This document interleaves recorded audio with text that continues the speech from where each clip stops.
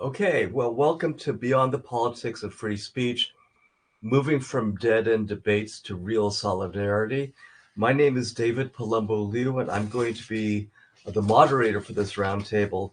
And the description that was given is this roundtable advances current thinking about free speech by questioning foundational theoretical assumptions and exploring illustrative cases.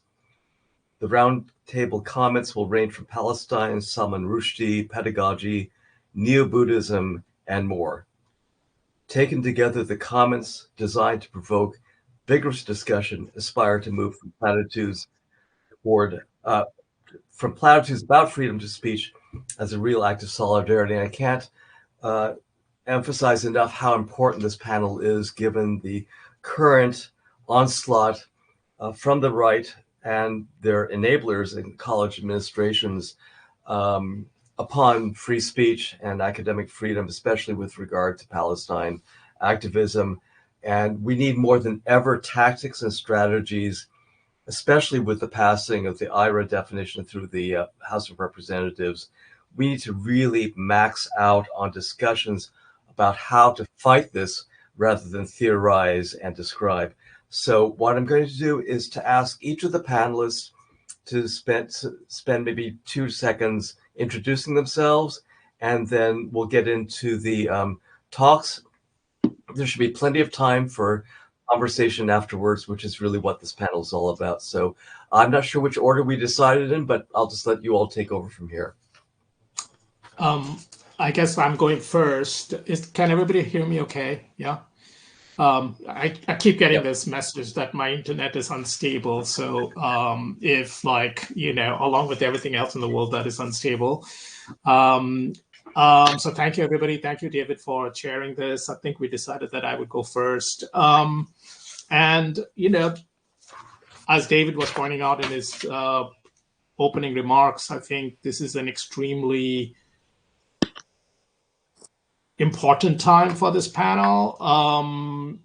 That panel description was composed by all of us. I think all of you will agree that more than a year ago, and events have caught up with us. So some of us might step away from what we were planning to do.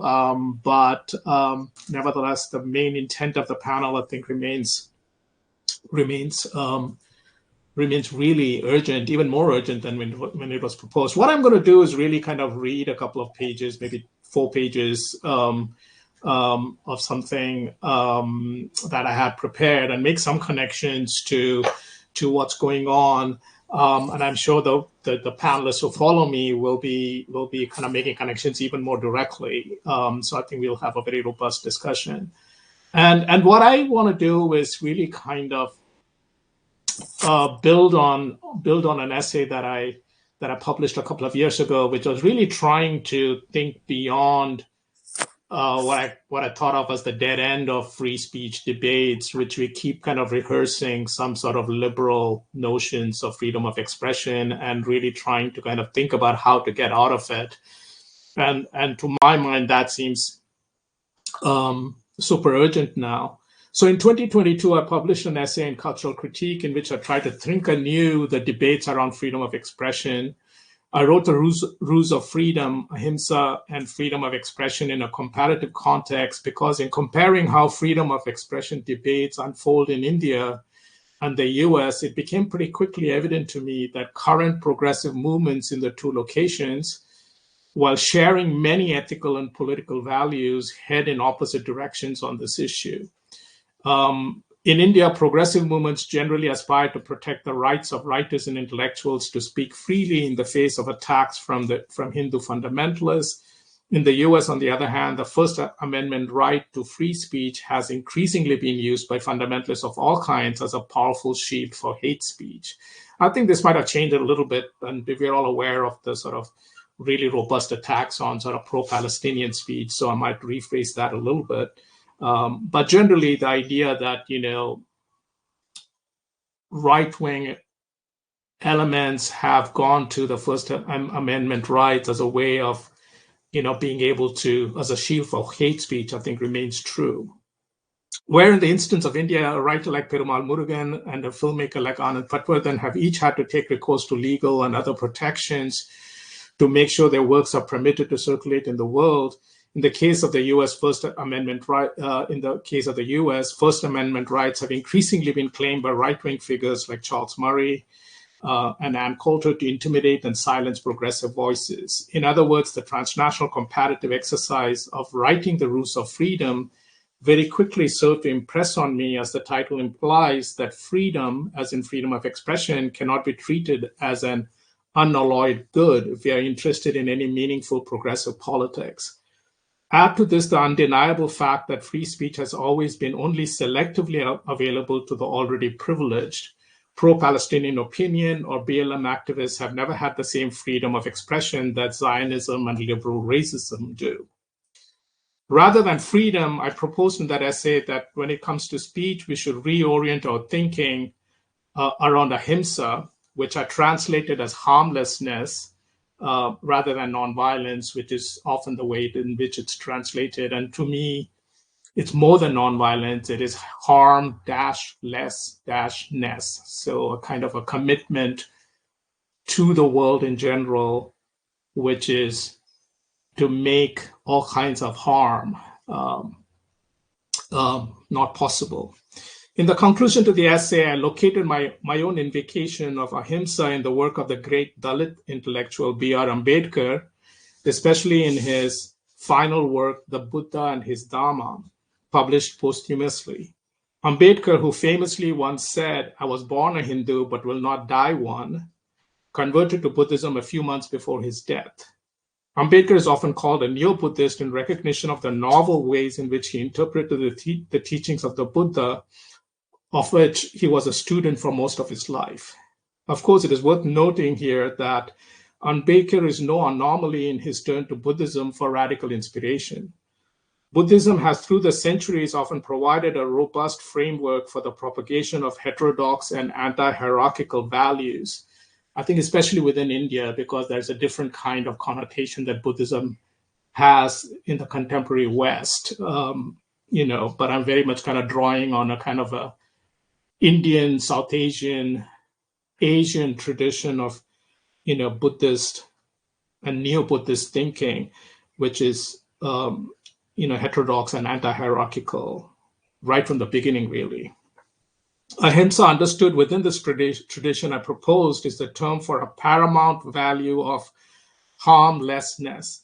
That is not just nonviolence, but the radical preserving from harm of all beings, from the human self to the most other of non-human beings. Viewed within the context of this tradition of ahimsa, freedom of expression suddenly begins to appear wrong-headed, an abstract and purely theoretical value that turns out to not really be a beneficial value at all, because it is not able to guarantee an ethical outcome. In comparison, I suggest ahimsa is able to preserve those things that are valuable in the right to freedom of expression, the self-actualizing, healing, and community-building aspects of this freedom, while excluding the claiming of the right for detrimental ends. My intention today is to fill out the consequences of my turn to ahimsa and to develop some provisional lines of thought beyond my essay. The way we think of free speech today in liberal societies derives it from the larger, even paramount value of freedom in general, freedom of the individual, that is. What this means is that the individual's right to speak freely is constrained only in very rare exceptions. Regardless of the content of a speech act, the right to engage in it is upheld. This extreme reverence for speaking freely is grounded in the idea of a monadic individual whose unfettering is the paramount value. It is not the case that the liberal argument does not believe in good ends. It does. However, instead of looking for the good in the content of the speech act, it assigns this good to the act itself. As history has shown us, there is quite a lot of wishful thinking in this liberal approach. John Stuart Mill, whose On Liberty is a key text here, for example, relies on the vigorous, adversarial public contestation of ideas, good and bad, unleashed by this indiscriminate upholding of free speech to winnow out the bad and dangerous ideas and allow the good and harmonious ones to succeed. Indeed, his essay represents a leap of faith that it is only through this vigorous and public debate, regardless of what might get broken in that debate, that the good will emerge. Apparent in this way of thinking might also be the utilitarian notion that ends justify the means, that a little hate speech, a little racism, sexism, and religious bigotry is acceptable as the means by which we get to more perfect knowledge on which to base our more free societies. 2 centuries after Mill and the general triumph of this liberal approach to free speech as a foundational concept, I think we can safely regard this approach as, at best, naive and at worst, disingenuous. Of course, as I've noted earlier, even this naive devotion to free speech is everywhere marked by a selective application of the right, where the already privileged are the ones who can rely on being able to claim that freedom. In contrast, an ahimsic approach to expressive acts does not value freedom over harm, or the act itself over the content of the act. Indeed, an ahimsic approach reverses the hierarchy of values found in liberal thinking on freedom of expression. Such an approach places ahimsa, or harmlessness, and always harm-less-ness, over freedom, and the content of an act over the right to act itself. I think it can be shown that this does not require the rejection of freedom. Freedom is contained within ahimsa, for after all, unfreedom is surely a form of harm. However, freedom here is not an abstract value unattentive to what we might today call intersectional identities. Rather, freedom is to be understood in properly contextualized ways. Well, ahimsa's orientation toward harmlessness then provides us with a framework through which to assess how and when to proscribe speech acts. Proper guidelines for when to deem speech acts unacceptable are necessary. Guidelines for how to do so are also important. Ahimsa, understood within a neo-Buddhist framework, provides these guidelines, but in a way that does not exempt the framework itself from scrutiny. For the prohibition of a speech act for ahimsic reasons must itself be ahimsic. In other words, you can't really just say, I don't want somebody to speak. You have to be able to justify it through this notion of ahimsa, yeah? We can go further. If ahimsa proscribes and prohibits, it also exalts and enables. The value is not just, restrictive. The value of harmlessness is not to be understood solely in the negative as the prohibition of the emergence of new harm. An ahimsic community should also be oriented toward the elimination of already existing harm. We can see how this would require, in fact, the protection of speech, for it is through speech, among other things, that harm is contested. Thus, when it comes to speech, ahimsa requires us to protect speech acts oriented toward ahimsic goals. Unlike liberal free speech philosophy, such protection would be based on the content of the speech act. At bottom, an invocation of neo-Buddhist values of ahimsa in the context of freedom of expression debates is an attempt to shift the anchor of these debates away from freedom in the liberal framework to harm. Yeah. I'm going to skip over. There was some more discussion about the sort of the context within which, this idea of ahimsa and its relationship to speech can be thought of in the context of the Buddha's own time. There is a very famous discourse by him in which he kind of reflects on free inquiry and the purpose of free inquiry, from which we could draw some more connections to the argument I'm making here. But I will end I'm going to skip over that because I really do want to, kind of, as David was pointing out and as all of us agreed, we really do want to address what's going on right now. So and this is going to be very tentative because I haven't really sat down and sketched this out in a very systematic way. But what would it take to take values of ahimsa to the crisis that is in front of us right now in terms of what's going on the campuses? That's going to be a day of teaching today at UH. That Cindy, of course, is deeply involved in organizing, and that I'll be going to. And I know Tony and all of us have been kind of engaged in all the things which are going on.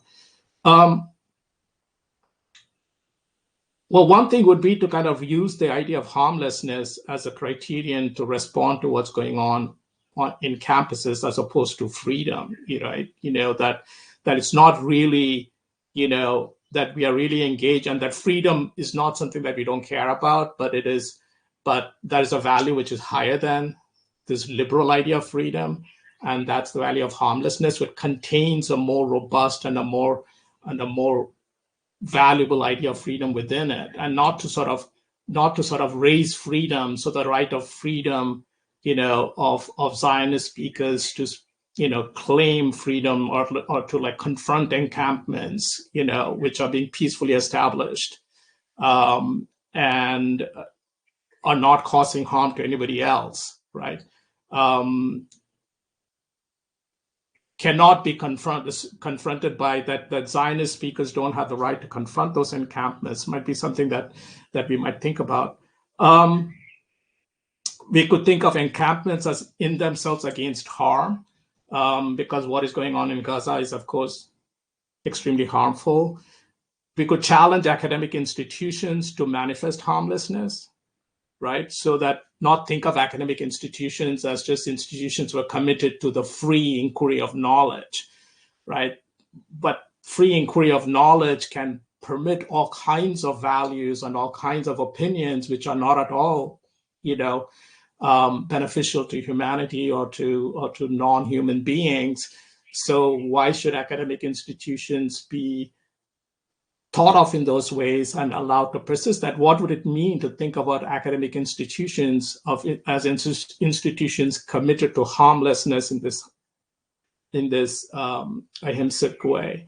And the third point I'll make, and again, these are very sort of preliminary sketches, just in the morning, back of the envelope kind of notes to myself to try and make some connections between this argument about ahimsa. And the third is a very obvious point, which of course is that Zionism is harmful, right? I mean, it is in this sense that it is a harmful ideology. And to situate that, what I think is very powerful about the neo-Buddhist framework that I'm trying to develop here is that this theorization of harm is 2,000 years long. So I'm giving you a very small kind of sliver of kind of a look into it, but there's a very expansive, robust, back and forth debate about how to think about harm. And my invitation really is to invite people to come into these debates through that debate, right? So that it's not just harm, it seems a very simple term, but the robust debate around harm in Ambedkar, in neo-Buddhist frameworks. And I'm going to stop there. Thank you. Thank you so much. That was wonderful and very rich and evocative. Who's our next speaker? I am up next. Hello, everyone. My name is Cynthia Franklin. I teach at the University of Hawaiʻi, where, as Shankar just said, we are actually organizing a big free speech thing, and I'm following the announcements that the Zionists have arrived. Anyway, it's great to be here with you all, and I am just going to get going. So thanks, Shankar. I just want to think about what you've just presented, viewing it through the lens of Malak Matar's visit to Honolulu in October of 2023. And Chris, if you could show the first two slides. And I also want to think about the Zionist disruptions to it. I also want to acknowledge this presentation is at once very dated, and also that it is a sign of the times that I've not had time to revise it while supporting students who are engaged in uprisings during the past few weeks. Indeed, when I submitted my proposal initially, it was to consider the censorship of SFSU's event featuring Layla Khaled and those organized in response to it. In October, I instead wrote a version of the paper you are now to hear, one that feels woefully inadequate to the present moment, especially when it comes to the topic of free speech. I nevertheless hope it will have some relevance to our present historic moment, as solidarity encampments for Gaza and People's Universities for Palestine are spreading across the US and globally, accompanied by full-blown fascist responses from police and administrations. Students nonviolently exercising their free speech and academic freedom have been met with rubber bullets, chemical weapons, snipers, bone-breaking assaults by the police, unchecked Zionist violence, expulsion, suspension, eviction from their housing, as well as censorship from administrators, doxing, and this list is growing by the minute. So I'm obviously not being comprehensive here, but also legislation that outlaws any criticism of Israel or support for a free Palestine from the river to the sea. From this vantage point, I'm looking back to this October, which feels a world away, to a visit by Malak Mater. Malak's visit was organized by students and faculty for justice in Palestine at the University of Hawaiʻi for a series we've come to call Decolonial November. And this year we had it in October. We really needed an early arrival. And if we could have the next slide, please. These Decolonial November visits, which started in 2014, have included a powerful lineup of Palestinian friends. With them, we have built bonds of friendship and solidarity from Hawaiʻi to Palestine. In keeping with these past visits, for Malak's, we held a standalone lecture, this one accompanied by the unveiling of Malak's commissioned portrait of Fadwa Tupan. Next slide, please. This is now hanging in the English department's colloquium room alongside a print of a portrait Kualoha Ho Manavanui commissioned of Haunani-K Trask from Malak a few years prior. We intend for the portraits of these great poets as they sit side by side to serve not only as a material expression of solidarity, and next slide, please. Fukan was one of Trask's favorite poets, but also as a provocation to help realize their own and Malak's vision for a free Hawaiʻi and a free Palestine. Malak's lecture was followed by a reception where students and faculty shared poetry and music they wrote for Palestine. Next slide. We had a SFJP pizza and book night where Malak discussed her children's book, City's Bird, A Gaza Story. Next slide. We had an art exhibit and a panel on art and activism, building solidarity from Hawaiʻi to Palestine, that included with a hip-hop performance by Ihilani Lasconia and Kawila Mahi. Next slide. All of these events were designed to strengthen solidarity from Hawaiʻi to Palestine. The planning for this visit began in 2018, and I want to talk about some of the conditions that made the planning so difficult and that I believe are critical for any considerations pertaining to free speech during the event itself. So I'm going to just quickly list a few of these conditions because I think they help us think about the inadequacies of the concept of free speech in relation to other rights and freedoms, and also about the possibilities offered by ahimsa. So first, getting Malak's her visa was a long and uncertain process. We started it in 2020. It was full of absurdities. The years-long wait meant that Malak could not plan for which place to go for her consulate meeting. The one in Istanbul, where she was completing her undergrad degree, was set months past her graduation date. Second, there apparently exists not only what Stephen Salaita has called the Palestinian exception to free speech and academic freedom, but also a Palestinian exception to sending art. To get her painting of Tukan to Hawaiʻi was not easy, to say the least. Based on earlier experiences, I was not expecting a smooth process. I first bought a painting from Malak in 2016, next slide, and I remember the experience of figuring out how to send money for the painting to Malak. At my local supermarket, I spent a good hour with a Western Union guy who, after many go-rounds, insisted that the money be routed to Israel. The money did not reach Malak. I'm not going to retrace all the next steps, but I learned that as far as Western Union is concerned, Gaza does not exist. Anyway, this time around, Malak sent a rolled canvas, again through DHL, even though it would have easily fit in her suitcase, because the odds of this painting being confiscated as she crossed the border out of Gaza were so high. I could take all my time today detailing the days of delayed and failed deliveries, next slide, where I kept encountering a red exception sign that DHL reps either expressed bewilderment about or attributed to the weather. It was like 80 degrees and very sunny with a slight breeze. So I cannot help but wonder if this exception was in response to the Gaza address. If so, perhaps with good reason. I do believe such paintings are dangerous, disrupting as they do the Zionist narrative that is manufacturing consent for genocide and that depicts Palestinians either as terrorists and anti-Semites, as non-existent, or as just so many dead bodies. Next slide, please. God Malak's exit from Gaza was delayed by 3 weeks due to border closures. She was robbed of the first 3 weeks of participation in her MFA program in London, and we also wondered if she would make it to London in time to fly from there to Honolulu. As it happens, Malak got out of Gaza through the border crossing on October 5th, only 18 hours before it was bombed out altogether. She arrived late to her new MFA program with her education completely disrupted in the face of an unfolding genocide. Every single moment of Malak's visit was attended by fear for her parents and 2 of her siblings. By the day of her arrival, they had been displaced 6 times from their family home. That, courtesy of the Israeli occupying forces, was roofless and windowless. Minutes before delivering her lecture, she received news that their current neighborhood was under bombardment. Under such conditions, I saw how even to sleep felt like an impossibility, and certainly to give a lecture while this was happening was an unimaginable thing to be doing.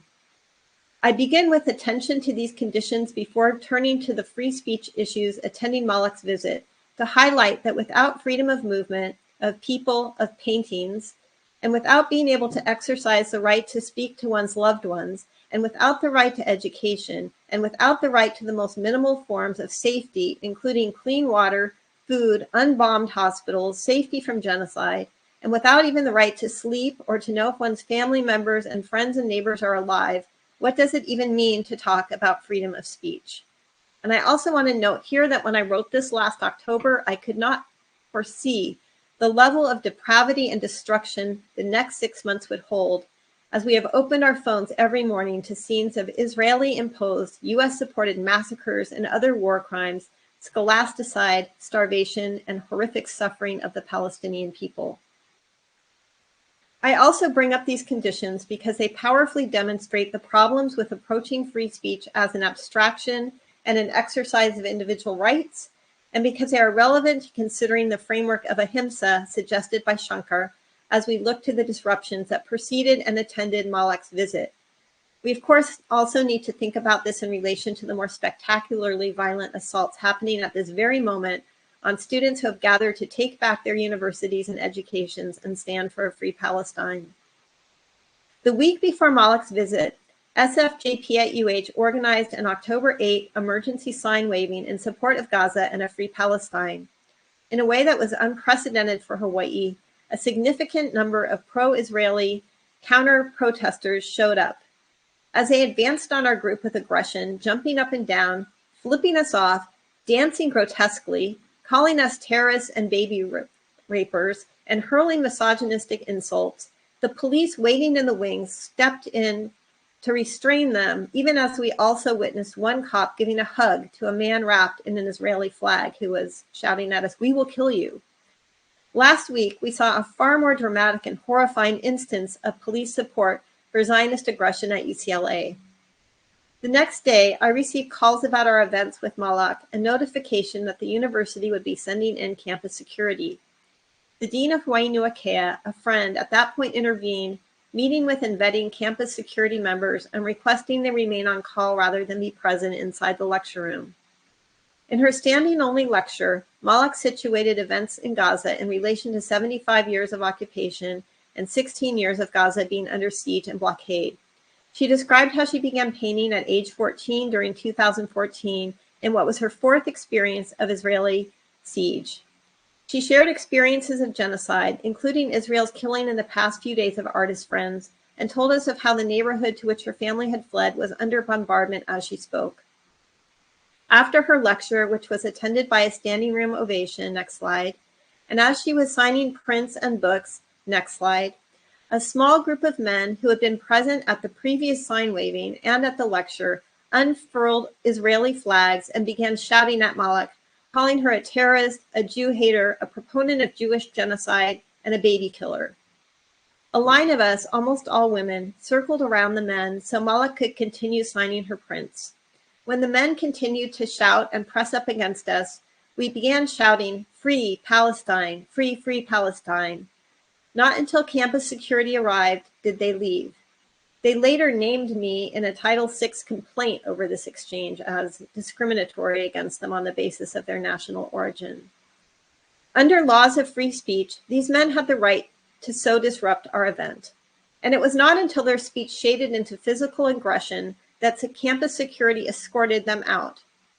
For me, these instances point to the inadequacy of free speech laws in ways they not only protect harmful speech acts, because surely these men's speech was violent and harmful.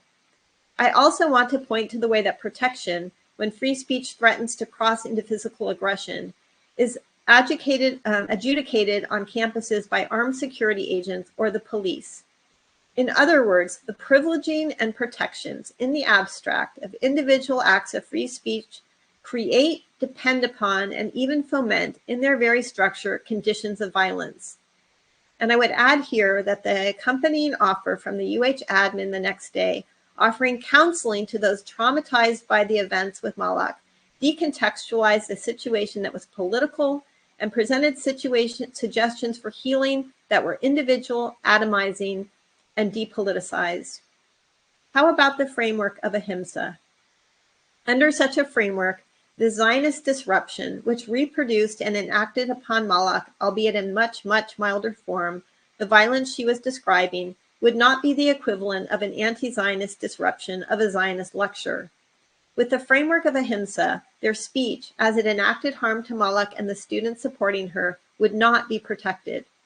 That said, I realize that it is institutions that define harm, and so a question I have for Shankar concerns whether the approach offered by ahimsa would solve for problems that come with a free speech framework, particularly as we are seeing an intensification of legislators and university administrators, supported by media outlets, enacting violence on those speaking out for Palestine, all the while doing so in the name of protecting the rights of Jewish students from anti-Semitism and of protecting the rights of supporters of Israel who are cast as victims. This is all a gaslighting dynamic that, as a Jewish person, I very much object to. And again, when I wrote these sentences in October, I didn't foresee just how fully we would enter into incredibly violent fascist repression for speaking out for Palestine. In other words, does ahimsa solve for the problems that come with hegemonic understandings of free speech that regularly criminalize and repress counter-hegemonic dissent while protecting and participating in speech that upholds forms of violence that are part of the state's status quo? This is something that I hope we can discuss. At Malak's lecture, our line of women blocked the men as we operated by a logic that might be deemed consonant with ahimsa, or perhaps an abolitionist approach. And here I'd be interested in discussing how an abolitionist approach to free speech might articulate with the one offered by ahimsa. In our response, we were not concerned with individual rights, nor did we look for safety or protection from the police or campus security. Instead, we engaged in collective caretaking, circling the men not only to resist their Zionist violence, but also as an act of care for Malak and to express our solidarity with Palestine.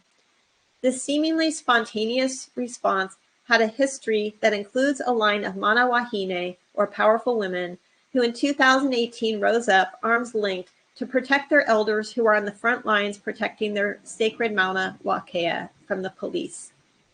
By way of moving toward a conclusion, I want to ask whether attention to this response to the Zionist disruption might offer a way to develop our thinking about collective possibilities of what Shankar is calling ahimsa. In offering an alternative to the militarized form of security that monitors free speech as an individual right, our line of women was not only creating conditions for harmlessness and taking a collective stand against these men's rights to free speech, but also contributing to practices of building solidarity and political community, in this case for a deoccupied Hawaii and Palestine. Currently, we are seeing students across the US respond to administratively embedded militarized violence, engaging in world building that recasts understanding of freedom and safety as they refuse colonial, heteropatriarchal, and racial capitalist frameworks of free speech. It is our responsibility to learn from them how to move beyond the limits of free speech and to think about radical collective forms of care that create freedom for us all, that go well beyond even as it includes the freedom and responsibility to speak out individually and collectively against violence and harm. So I'm going to stop there, and thank you so much. Thank you so much, Cindy. That was wonderful. Lots of things to talk about and discuss. I think our next speaker is going to be Tony. That's right. Thank you. Right. Thank you, David. Yeah, that's me. Sorry, I've been fine, and then suddenly I just got the internet is unstable thing. So can everybody hear me okay? Good. Okay. Those of you who are in the audience, I can't see you or how many of you or who you are, but thank you for being here. I want to thank David for moderating, and in particular, I want to thank Shankar for bringing us together, for organizing this 3 times. I think, like at this point, it's been like multiple organizing efforts. I want to start by just acknowledging that I'm coming to you from occupied and unceded lands of the Lenape people. And I also want to acknowledge that we are more than 200 days into the genocide in Gaza and throughout Palestine. More than 34,000 people are dead. That's just the recorded number. It's surely much larger than that. At least 100,000 people are dead and wounded. And again, the number is much larger than that. There are no universities left in Gaza right now. There's more that one could say, but let's let those be the ones. So as I think Shankar noted, he invited us to do this. I think it's about a year ago now. So at the time, I was going to talk about. Sorry, I didn't introduce myself. I teach at the City University of New York, English at Kingsborough Community College, and Middle Eastern Studies at the CUNY Graduate Center. And I'm also the chair of our union's Academic Freedom Committee. So at the time, even though our topic was free speech, I was going to sort of take it into the territory of academic freedom and talk about what had been presented to me by unfriendly colleagues as the contradiction in the fact that our committee, the Academic Freedom Committee, had endorsed a union, our union's delegate assembly resolution, which among other things, it didn't ultimately call for BDS, but it called for at least discussions within the union of BDS. And it's no, I myself am a supporter of the academic boycott. And so the question, how could you support academic freedom but support the academic boycott? And what I was going to say, I'll say it here in a sentence, is like academic freedom is indivisible. The academic boycott is a defense of the academic freedom of our Palestinian colleagues. If our Palestinian colleagues don't have academic freedom, no one does. And if academic freedom for some is bought at the expense of others, then there is no academic freedom. That's what I was going to say, probably at a little more length. And then, of course, in November, we rightly took to the streets rather than assembling, and my gratitude to the leadership and everyone at the ASA for allowing us to sort of like redo the panel here. I don't honestly even remember what I was going to talk about. I probably was going to just talk about like but what I'm going to talk about today comes from, and forgive me for speaking a little bit extemporaneously. So at CUNY, where I teach on April 25th, which I know was a Thursday, the CUNY Gaza Solidarity Encampment was set up by students, but also faculty and also CUNY workers and staff and also community members. But I mean, students were at the heart of it. They were at the heart of the effort, as they are everywhere right now. It was a magnificent achievement. I helped participate in a poetry reading.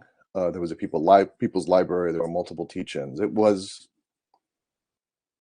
a people's university. I mean, that was the intention of the encampment, like so many encampments, in addition to being an act of solidarity with the people of Gaza. It was an attempt to actually establish a university which is both not complicit in genocide and which actually does the work of the university. I've lost track of days, but the evening of April 30th into May 1st, it was violently broken up by the New York City Police Department, who were called in by the cowardly administrators who run and think they run the City University of New York. There were more than 100 arrests. There are students and others who are facing felony charges that the university refuses to try to ameliorate in any way. I was off camera, and I apologize for my slight distraction. I'm a member of CUNY Faculty and Staff for Justice in Palestine at, I already said at CUNY. And we were in the process of writing a solidarity statement with the encampment. So I had one eye on that and one eye on a number of other things. Like everyone, I think I'm on 20 different Signal threads right now. But I don't have to tell you about the repression that's unfolded over the past few days. Just from what I've gathered this morning here in New York, the encampments at NYU, at the New School, and at Yale were violently attacked. CUNY also, Columbia, of course, Fordham. I don't know the status of a few others, and also the SUNY purchase. So it's come to a point where 2 Thursdays ago, I met with my graduate class. I'm teaching a class on the work of Edward Said, and we discussed the police invasion of Columbia as a kind of world historic moment, just as a genocide as a kind of world historic moment. By this Thursday, we had lost track of the number of universities that had been invaded by the police. So that's how quickly things are emerging. In the spirit of the moment, I want to echo the excellent article by Samuel Catlin, which people have maybe seen in Parapraxis, which is "The Campus Does Not Exist," to say academic freedom does not exist. And part of what the moment has shown, I mean, one of the things that Catlin talks about really effectively and movingly is the extent to which, as the police have essentially, moved in to the workings of the university in a more direct way, university buildings have been set up essentially as mobile police precincts at a number of campuses. That's certainly the status of Hamilton Hall at Columbia, where we've been told the police will stay until commencement. And Catlin's point, which I completely agree, is that they always were, in fact, police precincts. It's just that now they are visibly police precincts, right? That in a sense, that's what this moment is. And the same, of course, goes for academic freedom. The extent of the repression we've seen, which some of us have known and experienced for decades, in which, again, our Palestinian colleagues have been experiencing since '48 and before, it was clear that there was no academic freedom for most of us. And now there's no academic freedom for anyone in a moment when administrators are apparently willing to literally burn their universities down rather than give up their complicity. So then the question is, what do we make, right? What do we make, in the ashes of what we used to call academic freedom? And I guess the couple of things I would say, and then I'm going to end just by reading the demands of the CUNY Guys of Solidarity encampment and reiterating them. But I guess the couple of things I want to say is, one, I've had the honor of being, as I sort of said, but let me emphasize this part of it, the chair of the Academic Freedom Committee of our union, the Professional Staff Congress. Part of the reason that our union has an Academic Freedom Committee is that we have academic freedom kind of enshrined in our contract. And part of the reason for that is the struggle of workers, not just at our university, but everywhere. So something, I probably would prefer not to call it academic freedom, because that has, but something exists when we organize together. Right. Yeah, I don't think it exists in the abstract, and I love the way that this panel is framed about moving, sort of beyond kind of liberal arguments and abstract arguments. There is no abstraction at this point. There is no abstraction that we could sort of draw on. What we can draw on is our powers to organize together. That's not always something academics are great at. Anyone who's tried to organize professors knows that, I mean, herding cats doesn't even begin to sort of fit it as a metaphor. It's like herding feral cats, maybe, who none of whom like each other to begin with. But insofar as we can organize, then we have something we might call, I'm not even prepared to call it freedom, but some place from which to speak. I think one of the reasons that students have been attacked so brutally is because they've made their demands not merely from the university, but of the university. They have looked at the university and said, this place is complicit with genocide and it needs to stop. The brutality of the response shows how right they are, the correctness, in fact, of that analysis. And I think that's the second thing to say, that within our committee and any place else I get to talk about academic freedom, I think we have to move from a discourse which says our university administrators, our state legislatures, et cetera, our politicians are violating academic freedom, to a discourse which says they are actively complicit with genocide in doing so. And that's probably the very reason why they are doing so with such intensity right now. And I think that has to be the claim, and that has to be our charge, is to sort of make that stick. And the last thing to say is that I'll circle back to where I started, then I'll read the demands and I'll be done. When we think about these questions, centering the question of Palestine now more than ever, at a time when, it's one thing to say the campus does not exist. And again, I love Samuel Catlin's article in the abstract. But in Gaza, the university does not exist because it's been bombed into non-existence. In the West Bank, universities have again and again and again and again and again been forced to, and they've never not functioned. They've always found ways. Our colleagues and our students in Palestine have always found ways. But we need to be with them now more than ever and find ways to do so. We're smart enough to do so. So to end with, I'm just going to read these. Maybe I will read them. I think I have. Do I have enough time to just, maybe 2 minutes? These were the 5 demands of the CUNY Gaza Solidarity Encampment, with which I stand in absolute solidarity. Number 1, divest. These are demands, I should say, made of the University of CUNY. Divest. Immediately divest from all companies complicit in the imperialist Zionist genocide, including weapons, tech, and surveillance, and construction companies. Commit to full financial transparency regarding CUNY's institutional investments. Number 2, boycott. Ban all academic trips to the Zionist state, encompassing birthright, Fulbright, and perspective trips. Cancel all forms of cooperation with Israeli academic institutions, including events, activities, agreements, and research collaborations. Number 3, solidarity. Release a statement affirming the right of the Palestinian people to national liberation and the right of return. Protect CUNY students and workers who are attacked for speaking out against the genocide in Gaza and in solidarity with the Palestinian people. Reinstate professors who have been fired for showing solidarity with Palestine. Number 4, demilitarize. Demilitarize CUNY, demilitarize Harlem. Get the IOF and NYPD officers off all CUNY campuses and end all collaboration, trainings, and recruitment by imperialist institutions, including the CIA, Homeland Security, and ROTC. Remove all symbols of U.S. imperialism from our campuses. Rename the Colin Powell School of Global and Civic Leadership, which is at City College, I think. Yes, it is.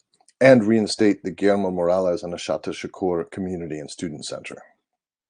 And number 5, a People's CUNY. We demand a fully funded, free CUNY that is not beholden to Zionist and imperialist private donors. Restore CUNY's tuition-free status, protect the union, and adopt a fair contract for staff and faculty. And I want to note, is that good? Am I done? Okay. Yeah, I mean, thank you. With those principles, I think we can begin to talk about a university. Thanks so much. Tony, I don't want to cut you off. You have a finish your thought, please. Oh, no. That was good. That was really all I was going to say. That those would be, the principles upon which okay the university being built. Yeah, that was. Thanks. No, thanks, David. You're good. No, you were on a roll. So okay, Pranav, please.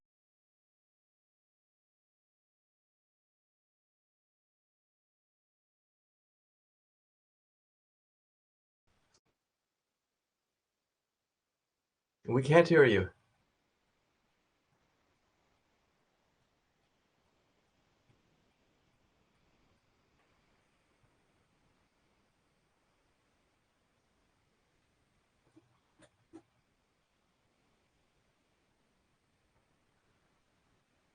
Maybe go to your settings and see that.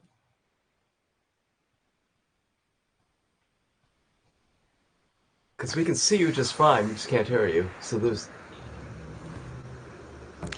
There you are. Well, I'm trying this. Can you hear me now? Yes? Yep, you're fine. Okay, I think it's late. Everything is coming in late. So bear with me. So it's fantastic to be here with all of you. Thanks to everyone who organized and participated in the panel and who's attending. In terms of a land acknowledgement, I'm here at the Ohio State University, which occupies the central and contemporary territory of the Shawnee, Potawatomi, Delaware, Miami, Peoria, Seneca, Wyandot, Ojibwe, and many other indigenous peoples. It resides on land ceded in the 1795 Treaty of Greenville and the forced removal of tribes through the Indian Removal Act of 1830.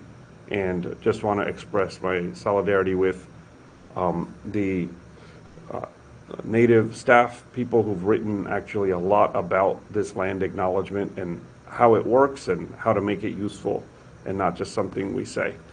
I'm Associate Professor of English. I'm also proudly the faculty advisor of Students for Justice in Palestine here for since 2011, worked with them for 20 years now, and I'm head of Asian American Studies here as well.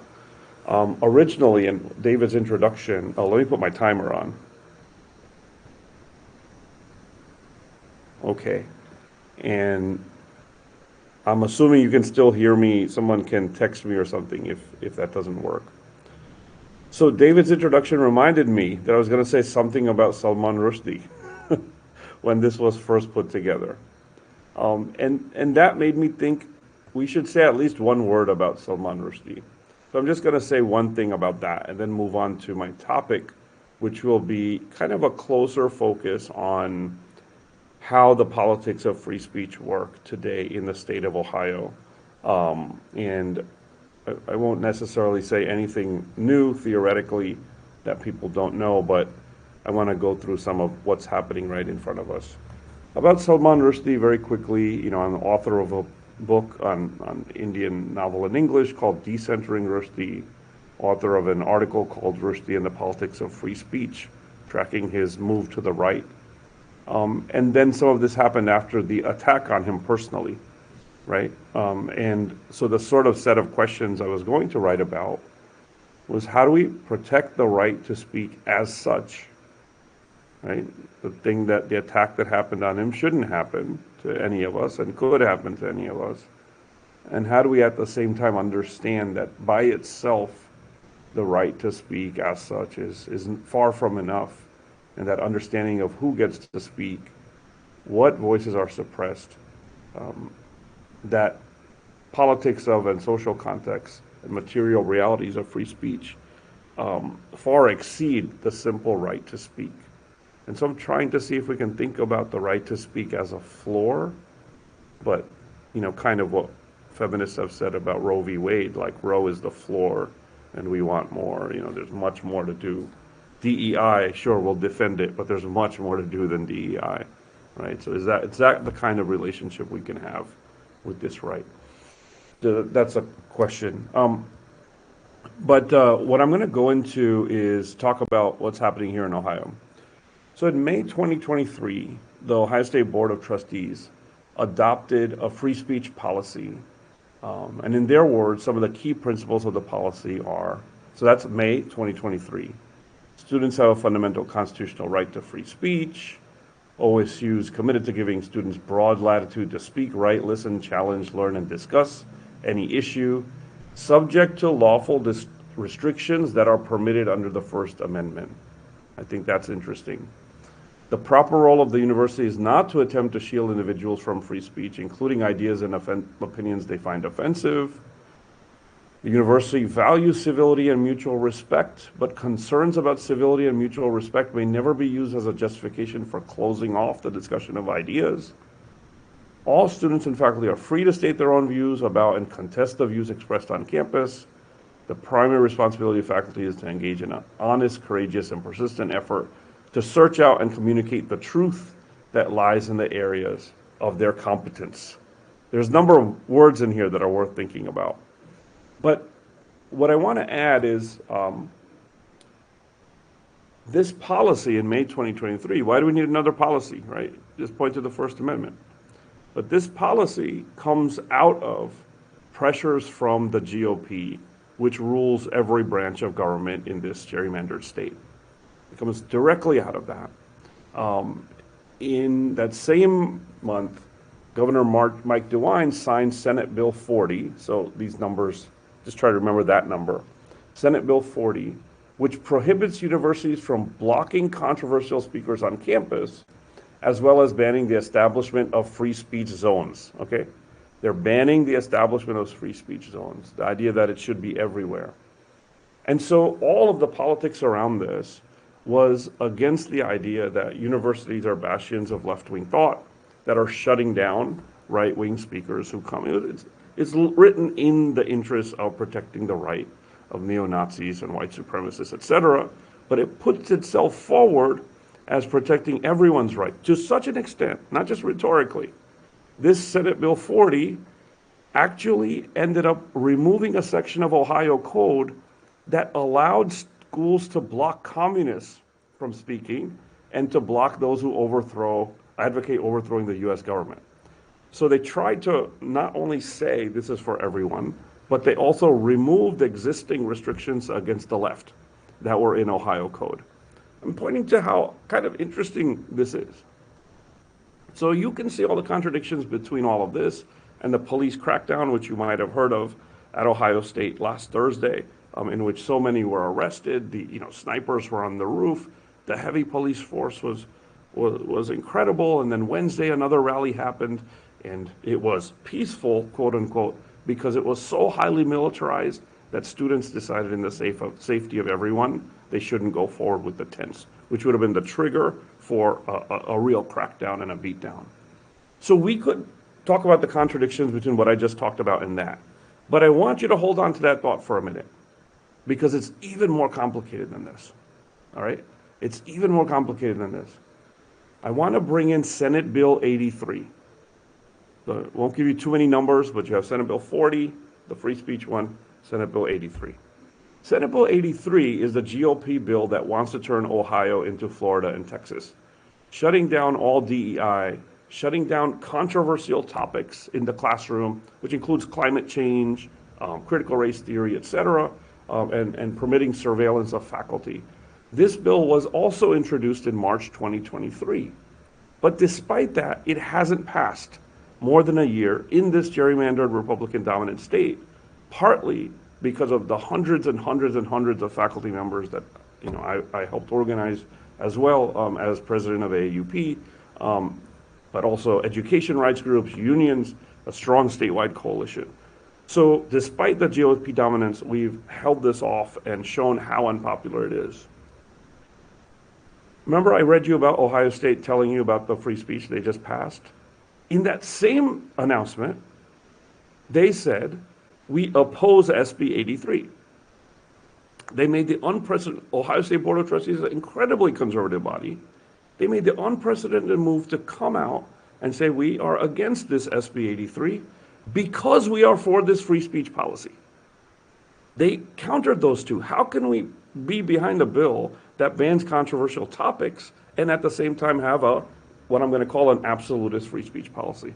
They recognized that contradiction and came out, and we in AAUP had to say, okay, we agree with you on this. Come out against SB 83. Obviously, we did it in very different kind of language, right? So even though SB 83 by Senator Serino, that's another name you can remember, even though SB 83 was put forward as defending diversity of thought, defending real freedom, the communists have taken over, we need to have the real balance, even though that was the same rhetoric around SB 83, Ohio Board of Trustees is giving us free speech absolutism versus SB 83. So in other words, you have three different camps.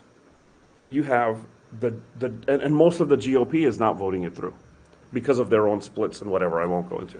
So you have three different camps. You have Serino and his version of GOP, which is free speech absolutism and SB 83. You have Ohio State, which is free speech absolutism, not SB 83. And then you have the other Republicans who have kind of been with the Ohio State position.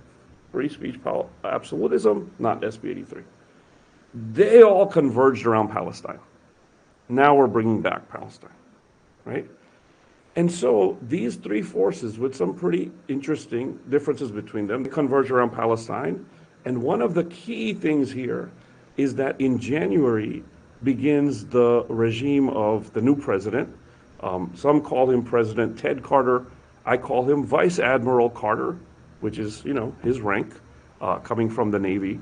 Some people call him Top Gun Ted, because he was literally part of the Top Gun program. You can go on and on. His coming in, now he also is a wrinkle, because when he was in Nebraska, he opposed some of the anti-DEI stuff. It's a lot of moving parts in a way, but Palestine has cleaned it all up, because when they came in and suppressed, Ohio State did, all of these people celebrated it. But it's not just about the violence of the last week. It goes all the way back to the fall. So my timer says I have about 30 seconds left. Could I take about 2 minutes? You're good. Would that be okay? All right, I'll wrap up in 2 minutes. So back in November, as SB 83 is dying, Serino comes up with an article, The Growing Danger of Kristallnacht on Ohio Campuses. His argument is, look, all of this wokeness and DEI stuff has produced all of these student protests around Palestine.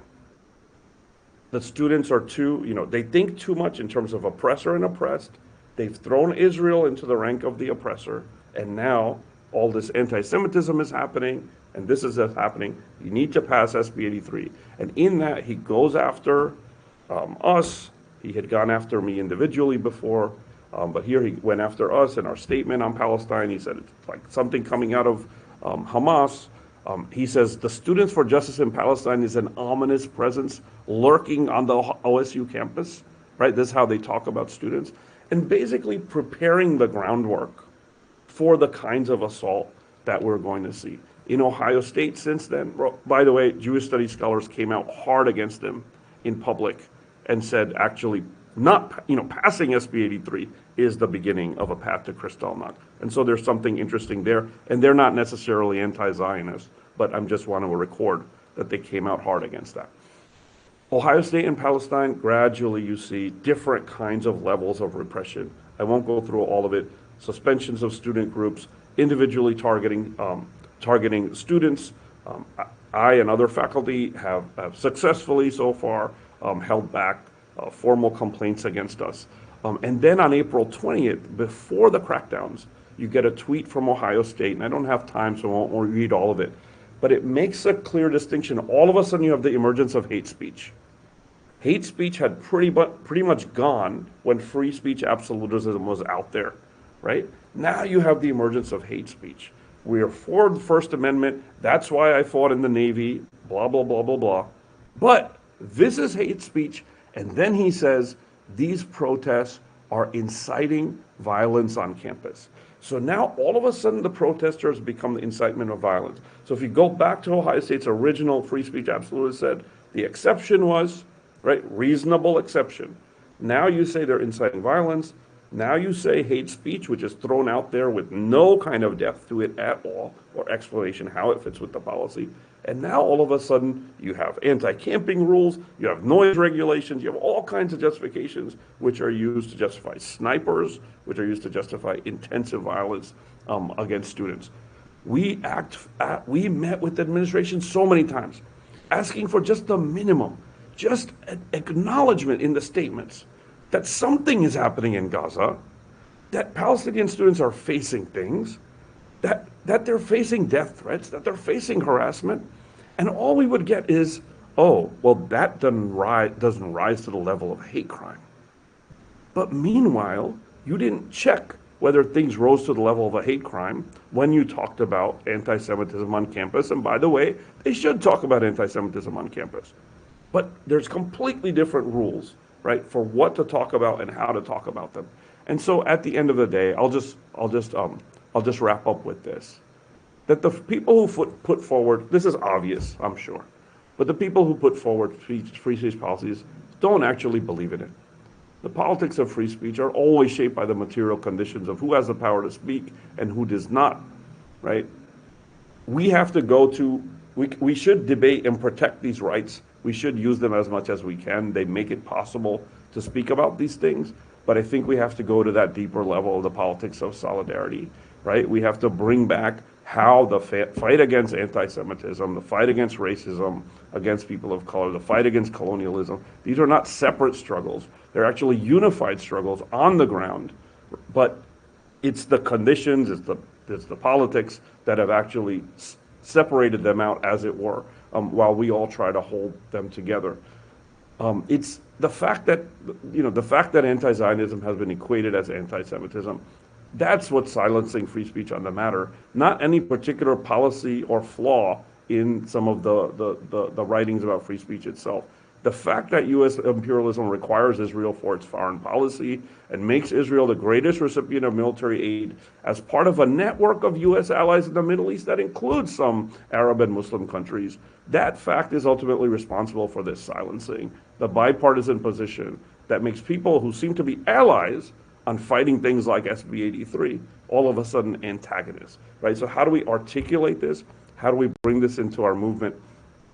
If I can end with one example of the kind of flexibility we've had around this, the Wexner Center for the Arts was showing the work of Jumana Mana, a Palestinian artist.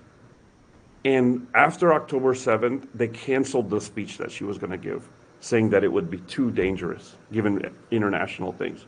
Palestinian students marched on the Wexner Center of Arts and talked about the suppression of free speech and the suppression of this artist's voice. But they were still showing her work in the Wexner Center for the Arts. And so the Wexner Center was also being attacked by Zionists, where how dare you keep showing her work? So we said, what do? We went down and protested the suppression of her speech. Then we put our signs down and we all went in to watch the artist and see her work. We said, how can we defend the right of the artist but not actually respect the art? So we had this complicated, maybe contradictory thing going on, but it's how, in the spirit of the moment, people are trying to both respect, trying to work with the limitations of some of the formulations we have while supporting people on the ground and supporting each other. Sorry if I went over, but Please. Thank you so much, and look forward to the discussion. Great. Thank you so much, Pranav. If I might take the moderator's prerogative and say a couple of words, is that okay? Am I saying yes? Okay, because I just wanted to tie a couple of things together and just a couple of examples I wanted to give. And actually, Pranav's last example fits in beautifully, as is what Cindy was paying attention to in terms of materiality, and Shankar's idea of non-harm, is that when we talk about free speech, we often forget about the fact that there are different ways in which speech is shut down rather than just explicit repressive tactics. To begin with, lack of resources. If you think of the amount of resources that Zionists have on any campus, it far dwarfs any kind of access anybody else has to resources. It got to be so bad that on my campus, we were trying to get the Israelism shown, right, a great film. And one department said, well, we're happy to give you some money, but please don't mention that we did, right? So there's this kind of this constraint against even showing any expression. And then the self-censoring. I mean, so many students come up to me, and I'm sure you all too, saying, wow, you're the only professor who's ever given a course on this or that. And there's no excuse in my mind for other faculty to give courses, even if not experts. The idea is that it's the you're supposed to be able to learn something and teach what you learn, but there's this self-censoring mechanism there. I think we have to expand the idea of what speech is, and I think the encampments do exactly that. They are embodied examples of how education can take place. And when I talk to students, how did you pivot from being non-involved to being curious to being involved?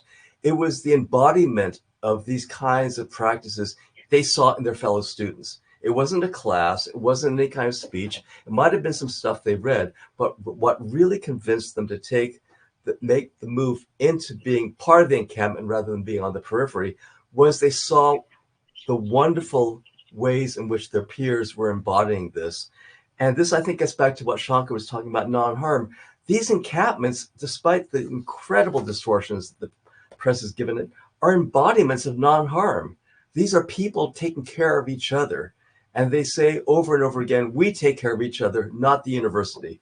So I think we have to, on the one hand, obviously spend a lot of attention to the operations of the university, but I think we should see what these students are doing is what they call it, is people's university. And especially when IRA and all these things come down heavy, what we see in students, they're being very agile and cagey in these sort of guerrilla actions in all these spaces, both on campus and off campus.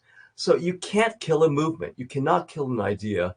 So I think even as we really strategize well to resist and protect our students against the operations of the university, we shouldn't imagine that if we fail on this terrain, that we failed.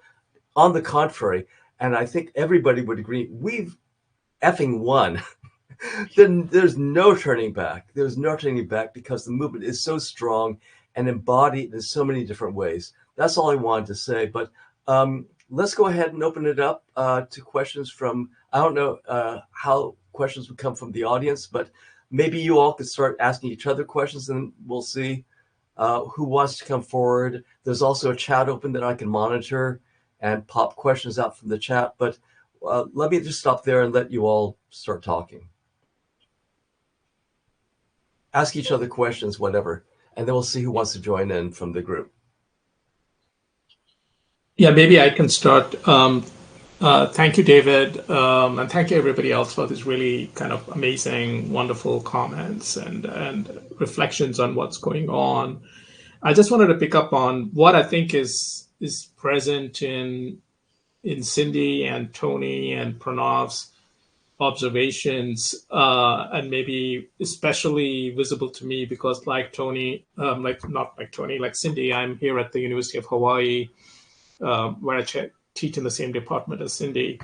And that's really, the level of repression and the level of the snipers on the roofs, the sort of the police presence, what Cindy was calling, the necessity for how Malak Matar's visit actually incites militarized police response. I think that's very, indicative to me of the completely sort of, militarized nature of the university. I think we should really go further and really, I think, I use the language of harmlessness because I'm trying to work within the neo-Buddhist framework, but I think there are sort of discourses of care. There's lots of other languages out there through which we can come at it. Just really ask what's the purpose of the academic institution. I think for the longest time, I think we've taken it for granted that these are,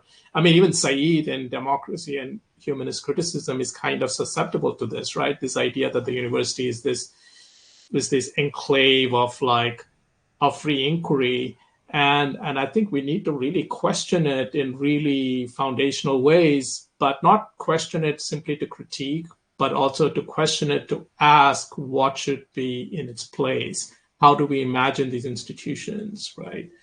So why should there be sort of military kind of research on university campuses? Why should there be research on animals, right? It's not just about sort of human well-being. So I think that kind of the militarized response, I think, is a clear sense of a deeper identity of the universities themselves.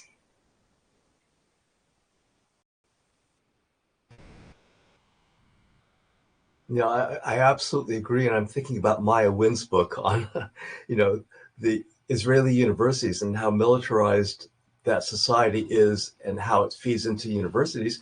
And what we're finding here is not oddly enough, maybe logically enough, the nation that's strong, the strongest supporter of Israel is embodying exactly those kinds of militarized and violent assumptions about what solves the problem, right? The only thing that solves the problem is repression. And then we'll talk later.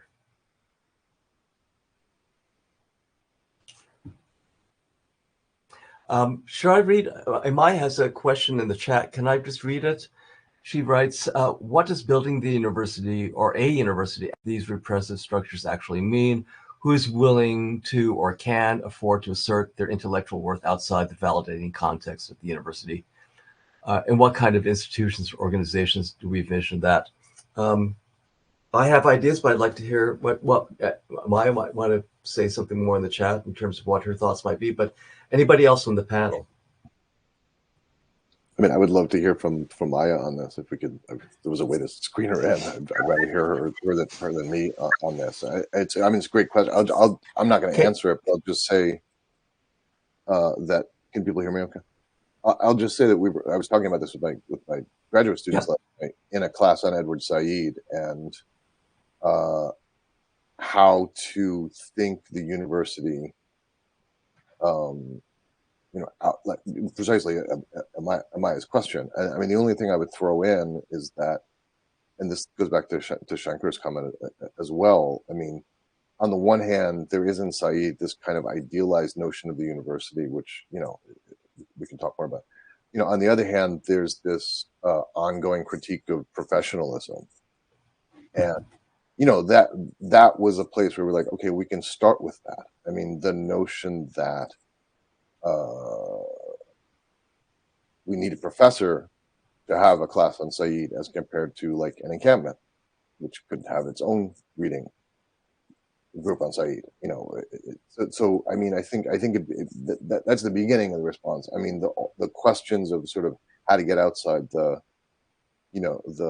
structures and how we continue to eat while doing so, I think are really important questions. But I mean, that's sort of where we landed last night, was precisely with Amaya's question. I guess I'm really just echoing it, but saying I think it's a question that a lot of the next generation of potential scholars are asking too.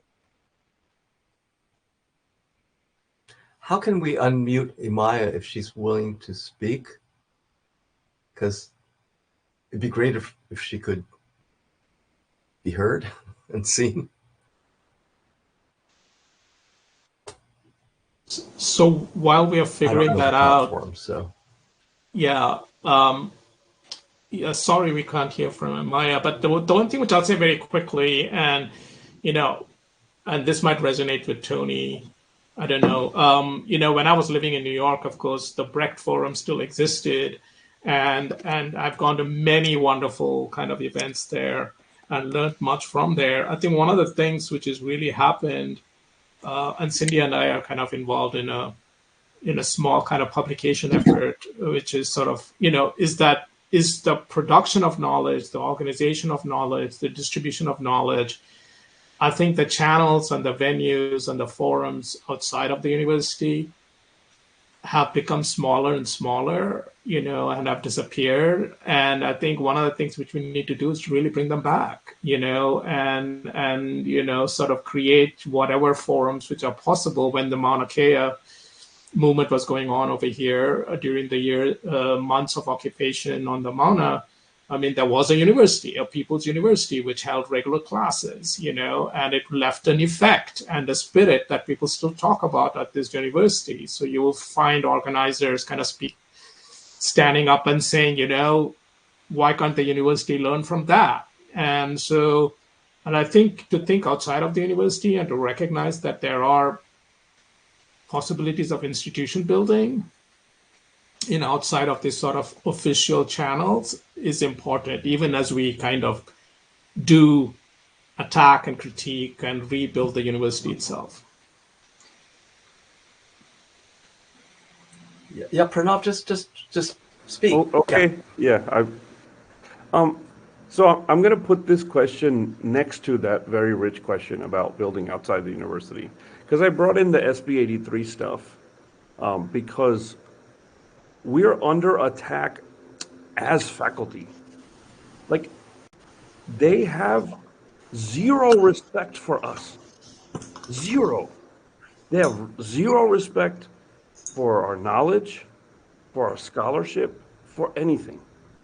And so I'm absolutely with and for the left-wing critique of the elitist faculty member who thinks they can be the only source of knowledge and the only, all that stuff. Absolutely. But I feel like at the same time, just asserting that we actually have studied, we actually have knowledge, we actually have something to do, has been one of the things I've been involved in the last few years in the state of Ohio, I'll say. And so here's one way that it's illustrated, because among the working class communities, and that's another way to decenter the academy, right? In the work with working class communities, they have insisted that I call myself Dr. Jani, and all this Pranav stuff, forget it. You have knowledge, we're going to call you Dr. Jani, we don't care what you say. Yesterday, we decided, on Wednesday, we had a faculty and staff feeder march to the student march. You might have seen it on video. NSJP shared it, and it's like, it kind of looks badass, I would say, if I say so myself. Students said, we want you to wear your regalia. That's how we want you to come. I was like, I'm not going to fucking go to a rally with that elitist regalia. Students said, we want you to wear that regalia. And community members, and we did, and community members were like, they looked at us with a certain kind of respect that you never see from faculty. Not respect like you're like, oh, this big expert, but just this sense of you value knowledge. And this sense that you came out for students. We really value that, you know. And so I just want to put that next to it, which is how do we build outside these institutions and their rigid notions of knowledge, but also build on, I don't know how to conclude that, but I just want to put those experiences out there. And something that we've been fighting against is that complete erasure coming from the right, you know, as well.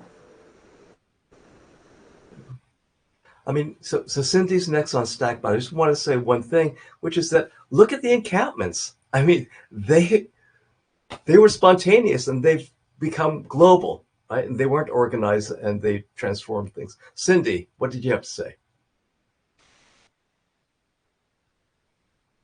Can you hear me?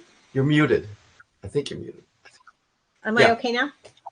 I was going to say something similar to you, David, about the encampments, and also just like, you know, UH does not have an encampment, but we are having a day of action right now.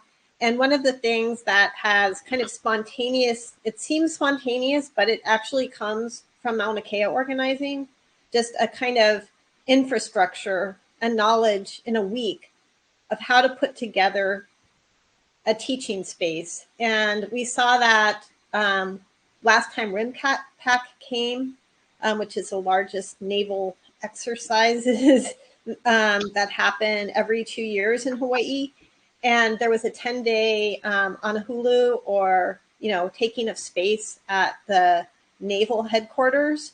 And there's a kind of blueprint that is in place for how to organize and how to hold educational spaces that, you know, I feel like, you know, the Mauna Kea learned from Standing Rock and the kind of education that was happening there. So I feel like these spaces of political resistance, or as people in Hawaii call them, education, EA, which is EA is breath, rising, sovereignty. I think that they, you know, they build things outside the university that I then think impact things inside the university. I think people use those spaces to put pressure on what's happening inside of universities.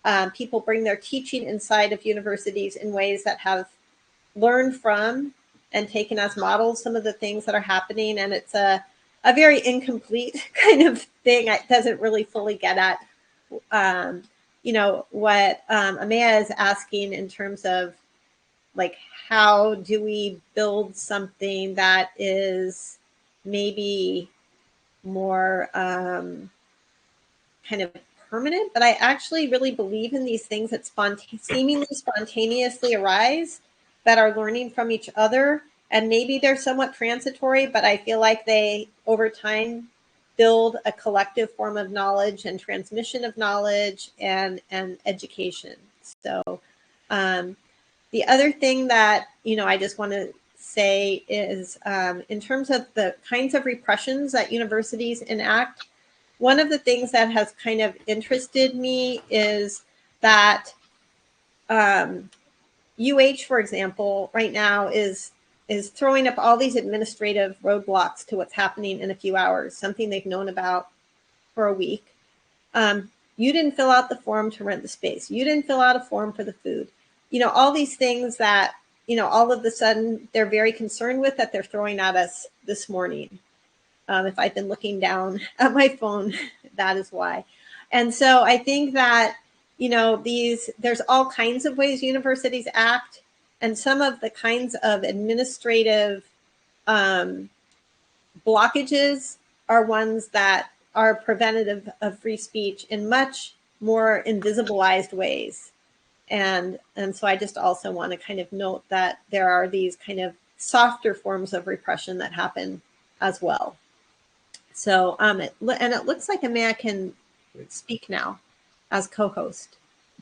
Yeah, she's here. So, thanks for including please. me, everybody. I just wanted to, this question of like what do alternate structures look like is partly it comes out of, I mean, that's what Tony was talking about in a section. So that's what sparked it. But, you know, so we're trying to build this Institute for the Critical Study of Zionism, which responds to like the ways that that we're constrained by being inside institutions. And it was actually Cindy who suggested that we do it without attachment to any kind of university or, you know, academic institution, so that the funding doesn't get like subjected to all of the, you know, like the theft and also the restrictions. And so we've done that, and it's great. It's like super freeing, but like, well, the couple of things. First of all, we're absolutely dependent, I think, on the university affiliations of like the collective and the advisory board for our credibility. So like, we're not really, you know, outside of it. Maybe that'll change. And then also like trying to construct an alternate, you know, like an alternate body of infrastructure is bananas. Like we can't replace what the university has, nor should we have to. And it's totally dependent on having a friendly funder, which is, you know, we do, but like also insane. You can't, that's not scalable or replicable necessarily. And then the last piece of it is for me, like I've been contingent faculty for a couple of years, and I don't actually have a gig for next semester. And I really want to invest in the idea that like, yeah, the Institute is my academic home, but I don't know if that really is sufficient. Like, I don't know if anybody else would make that choice. So that's why I'm putting it to because we're at this point where like, it's clear that universities are like total dumpster fire. And they're restricting rather than enhancing our ability to do knowledge production in many ways. And also they're like important organizations that we shouldn't cede. And also what Pranav was saying, that like, you know, they actually reflect like a legitimation of knowledge that's important to people. So I just wanted to put all those things to you. Thanks for letting me in. Can I follow on that? Thank you. I think, is that okay? Unless there's other questions. Please.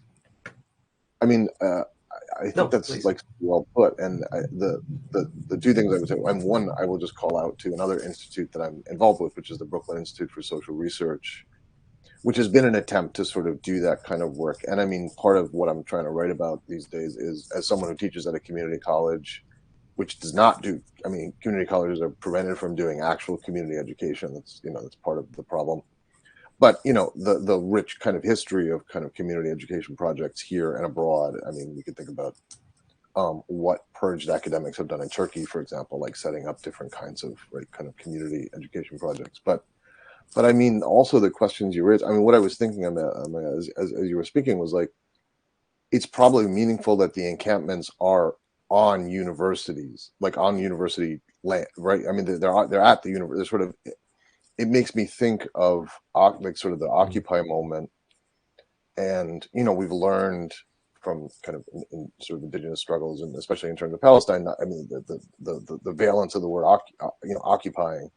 There is a way in which like occupying the university, right? I mean, you know, and so, I mean, again, it's not an answer to the question, but I mean, I suppose there's a question, you know, it's like a multi-front struggle to open up spaces outside and then to sort of, you know, take the university, if you will, right? So to sort of, you know, or at the very least, you know, kind of redistribute both the kind of material stuff but also what Pranav was talking about, which is really real and which I experience with my working class, mostly brown and black CUNY students all the time.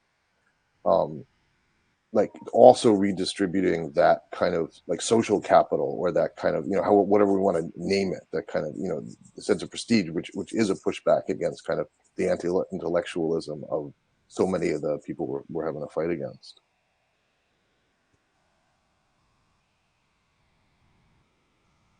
I just wanted to ask a question, and I guess, this is to me, I want to say provocatively that freedom is overrated. I think, I think we are getting distracted by the idea of freedom, whether it's like academic freedom or,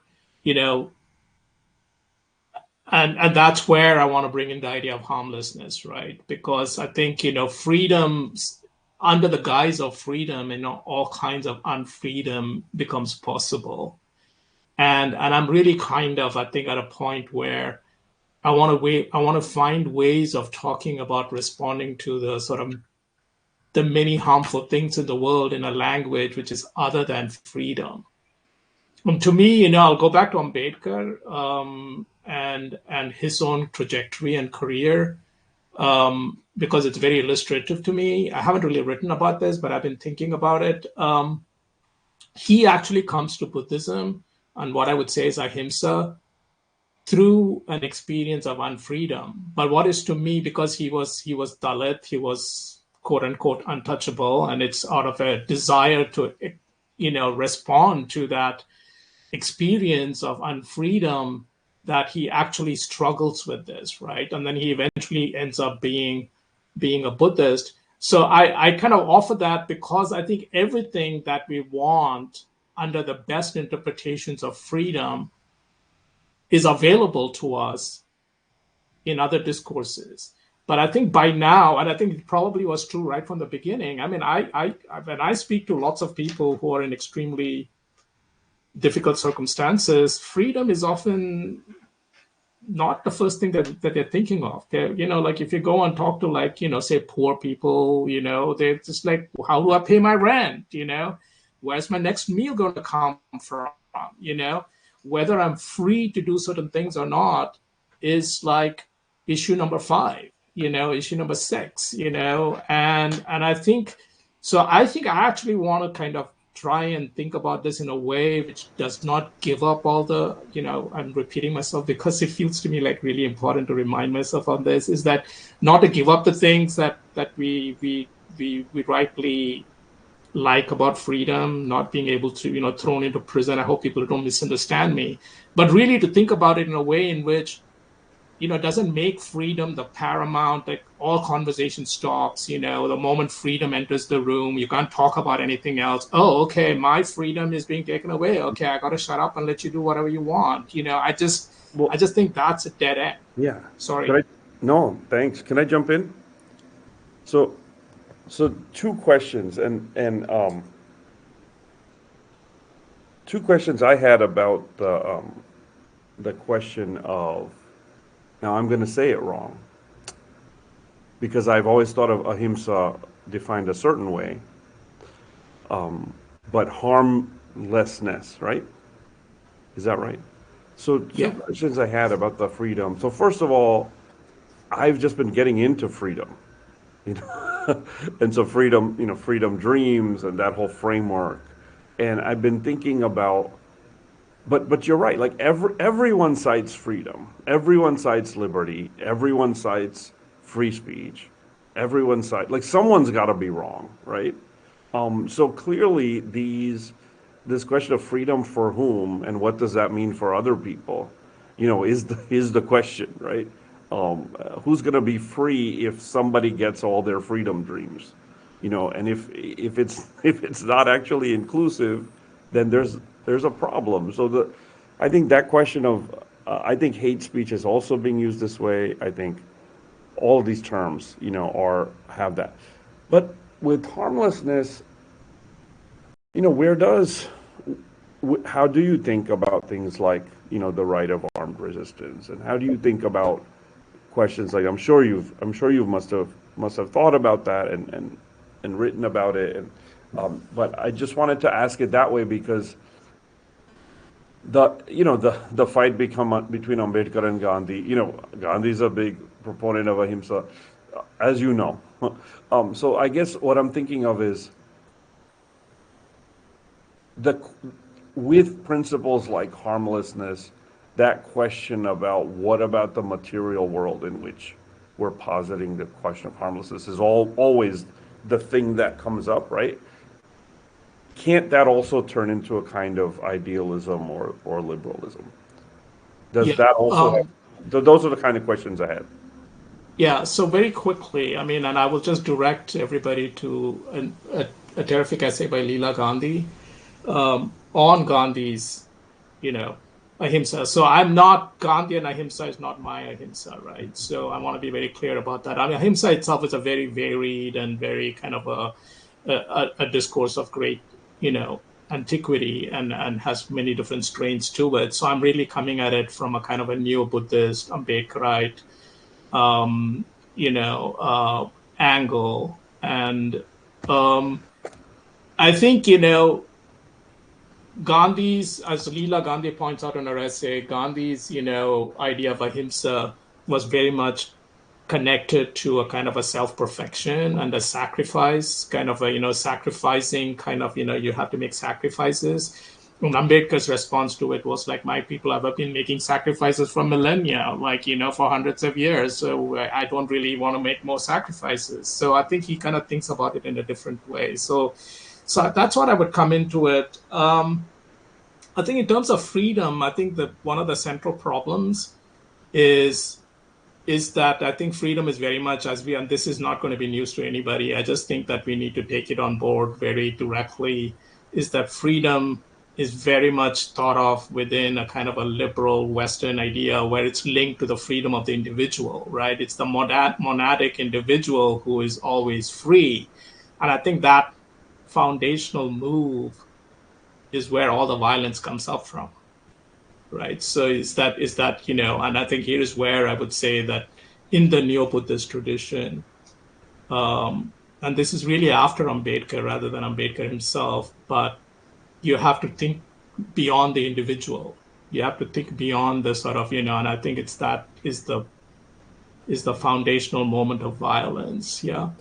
On armed resistance, Ambedkar again, makes space for armed resistance, because of course, and Gandhi himself is very contradictory and self-contradictory on this, because he said, I respect the man who stands up and fights more than the coward who runs away. And he included, so I think, armed resistance would be not antithetical to certain ideas of ahimsa, because ahimsa to me is not nonviolence, but it's harmlessness. So of course, you can see a way in which to make room for armed resistance.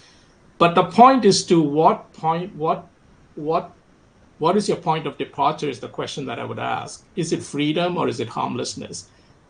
And I think where the journey you go on looks different depending on where you begin from. If you begin from freedom, you are on a certain path, and that's the path that we've been on.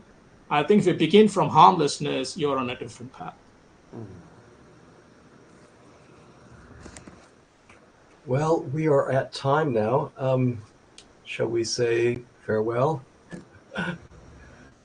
What's the thought from the organizers? Yes, Cynthia's nodding yes. Okay. Well, thank you all for being on, including all the members of the audience, of course. And it's been a very rich, thought-provoking discussion. And, I wish you all the best in our struggles. So, free Palestine.